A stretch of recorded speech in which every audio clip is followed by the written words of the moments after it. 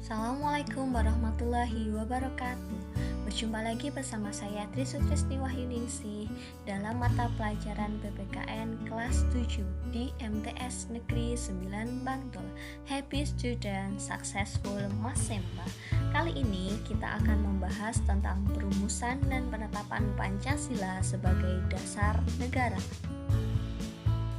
Dalam pertemuan yang pertama kali ini kita akan membahas tentang perumusan Pancasila sebagai dasar negara yang dibagi dalam dua submateri. Yang pertama yaitu tentang pembentukan BPUPKI dan yang kedua tentang perumusan dasar negara.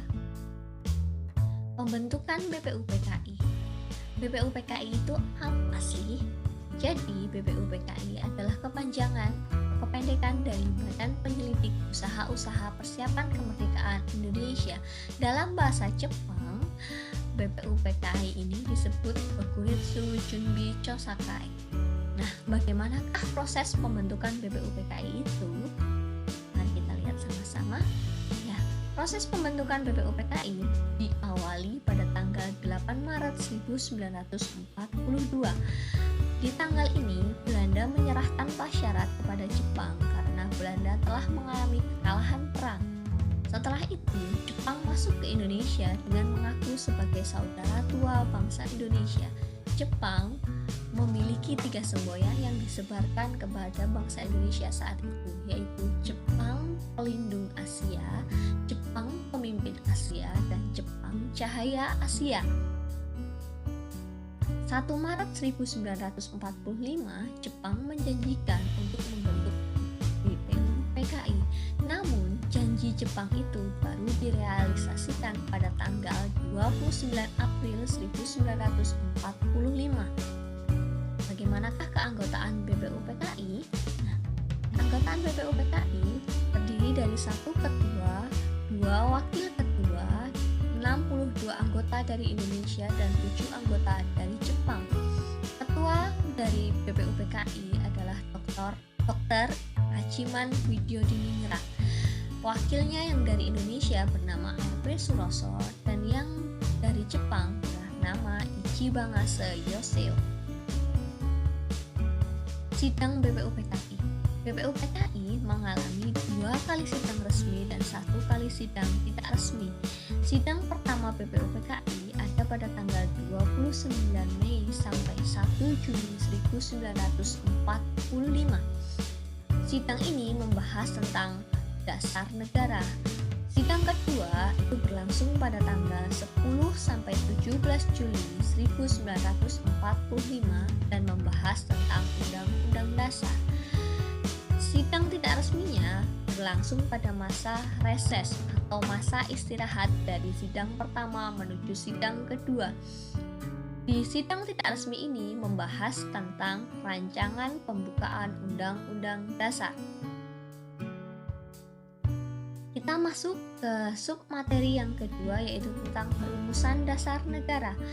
Ada 3 tokoh yang mengusulkan rumusan dasar negara. Yang pertama Muhammad Yamin, yang kedua Mr. Supomo, dan yang ketiga adalah Insinyur Soekarno. Apa saja sih rumusannya? Mari kita cari tahu bersama-sama.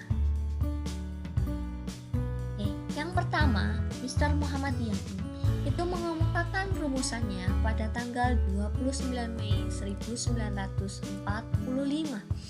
Beliau mengemukakan rumusannya dengan 2 cara. Yang pertama secara tertulis, yang isinya pertama ketuhanan yang Maha Esa, 2 kebangsaan persatuan Indonesia, yang ketiga rasa kemanusiaan yang adil dan beradab, 4 kerakyatan yang dipimpin oleh hikmat kebijaksanaan dalam permusyawaratan kewakilan, 5 keadilan sosial bagi seluruh rakyat Indonesia.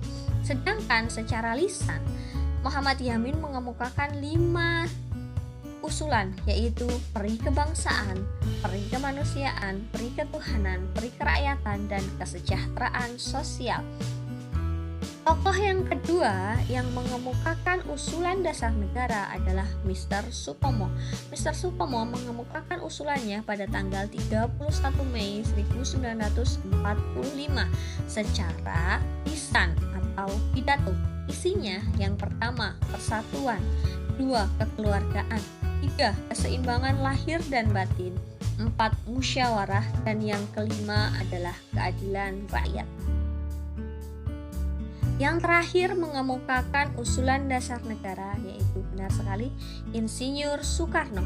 Insinyur Soekarno mengemukakan usulan dasar negara pada tanggal 1 Juni 1945 secara lisan atau pidato. Isinya yang pertama adalah kebangsaan Indonesia, yang kedua internasionalisme atau perkebangsaan, yang ketiga mufakat atau demokrasi, yang keempat kesejahteraan sosial, dan yang kelima ketuhanan yang berkebudayaan.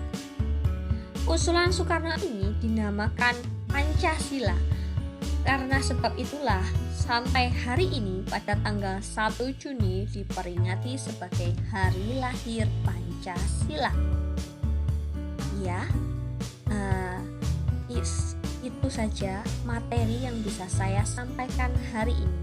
Untuk lebih memahami pemahaman kalian tentang materi hari ini, ada soal latihan yang harus kalian kerjakan, yaitu tulislah di buku tulis kalian masing-masing tentang hal-hal yang sudah kalian pahami dari materi yang sudah saya sampaikan. Rangkumlah materi yang sudah saya sampaikan hari ini.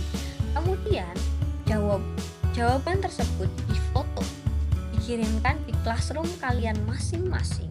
Ketentuan lebih lanjutnya ada di classroom.